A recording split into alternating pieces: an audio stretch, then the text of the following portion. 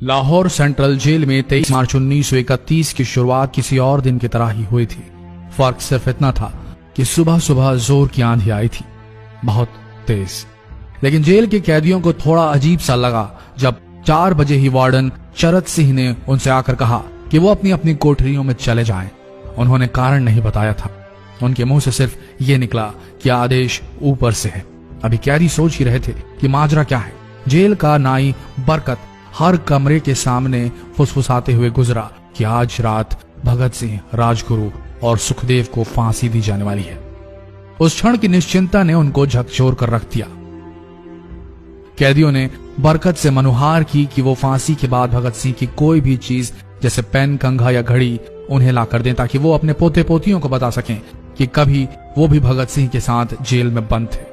बरकत भगत सिंह की कोठरी में गया और वहां से उनका पेन और कंघा ले आया। सारे कैदियों में होड़ लग गई कि किसका उस पर अधिकार हो। आखिर में ड्रॉ निकाला गया, लाहौर कॉन्स्पिरेसी केस। अब सब कैदी चुप हो चले थे। उनकी निगाहें उनकी कोठरी से गुजरने वाले रास्ते पर लगी हुई थी। भगत सिंह उनके साथ फांसी पर लटकाए जाने के लिए उसी रास्ते से गुजरने वाले थे। एक बार पहले जब भगत सिंह उसी रास्ते से ले जाए जा रहे थे तो पंजाब कांग्रेस के नेता भीमसेन सच्चर ने आवाज ऊंची कर उनसे पूछा था, आप और आपके साथियों ने लाहौर कॉन्स्पिरेसी केस में अपना बचाव क्यों नहीं किया? भगत सिंह का जवाब था, इनकलाबियों को मरना ही होता है क्योंकि उनके मरने से ही उनका अभियान मजबूत होता है, अदालत में अपील से नहीं। वार्डन चरत सिंह भगत सिंह के खैर ख्वाह थे और अपनी तरफ से जो कुछ बन पड़ता था उनके लिए किया करते थे। उनकी वजह से ही लाहौर की द्वारकादास लाइब्रेरी से भगत सिंह के लिए किताबें निकलकर जेल के अंदर आ पाती थी। भगत सिंह की जेल की जिंदगी काफी कठिन थी।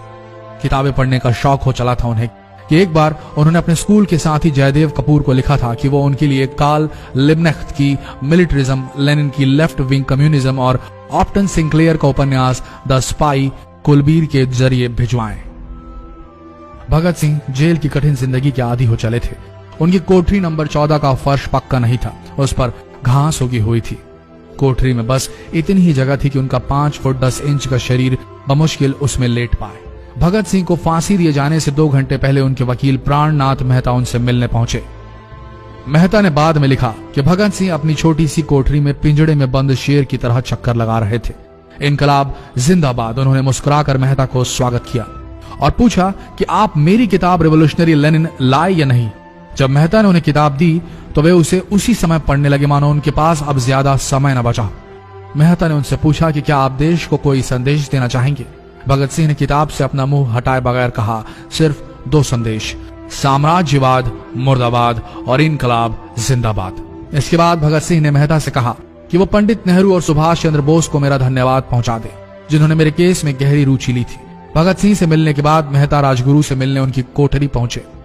राजगुरु के अंतिम शब्द थे, हम लोग जल्द मिलेंगे। सुखदेव ने मेहता को याद दिलाया कि वो उनकी मौत के बाद जेलर से वो कैरम बोर्ड ले लें जो उन्होंने उन्हें कुछ महीने पहले दिया था। मेहता के जाने के थोड़ी देर बाद जेल अधिकारियों ने तीनों क्रांतिकारियों को बता दिया कि उनको वक्त से 12 घंटे पहले ही फांसी दी जा रही है। अगले दिन सुबह 6 बजे की बजाय उन्हें उसी शाम 7 बजे फांसी पर चढ़ा दिया जाएगा। भगत सिंह मेहता द्वारा दी गई किताब के कुछ पन्ने ही पढ़ पाए थे। उनके मुंह से निकला, क्या आप मुझे इस किताब का एक अध्याय भी खत्म करने नहीं देंगे? भगत सिंह ने जेल के मुस्लिम सफाई कर्मचारी बेबे से अनुरोध किया कि वो उनके लिए उनको फांसी दिए जाने से 1 दिन पहले शाम को अपने घर से खाना जरूर लाएं। लेकिन बेबे भगत सिंह की इच्छा पूरी नहीं कर सके क्योंकि भगत सिंह को 12 घंटे पहले फांसी देने का फैसला ले लिया गया और बेबे जेल के गेट के अंदर ही नहीं घुस पाए।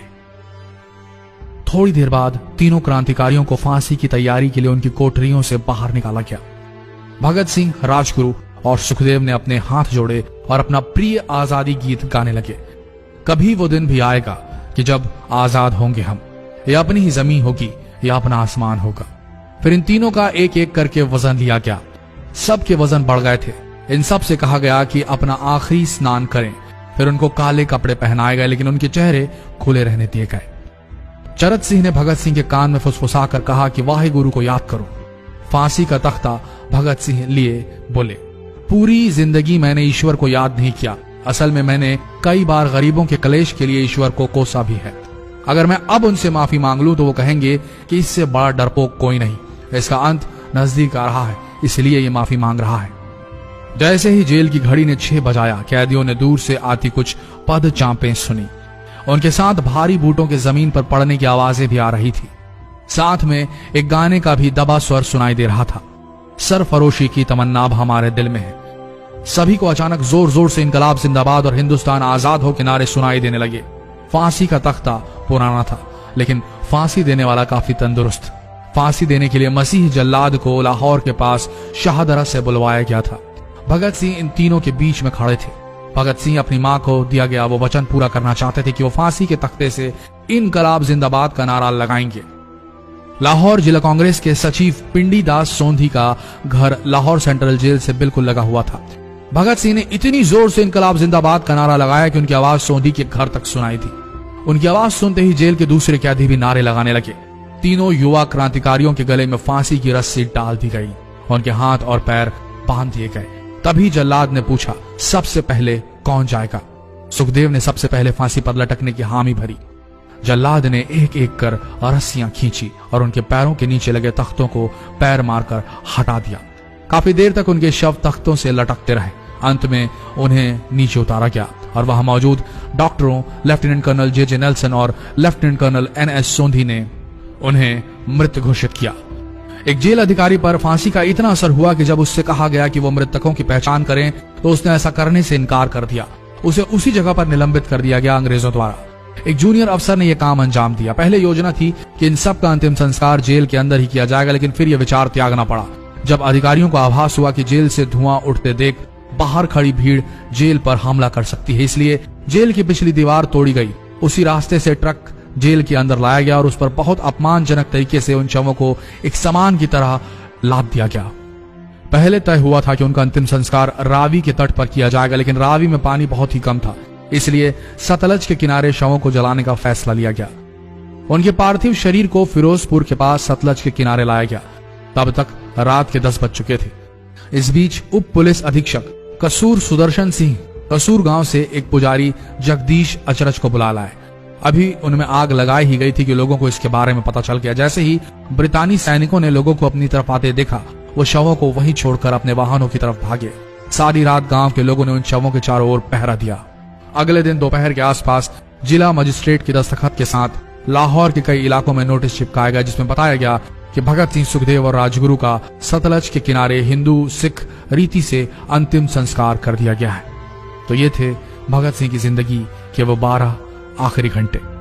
आशा करते हैं इस वीडियो में सुनाई गई ये कहानी आज युवा पीढ़ी के दिलों में मर चुके देशभक्ति को जगाने में कामयाब होंगी। जितना हो सके इस संदेश को पूरे देश में पहुंचाएं।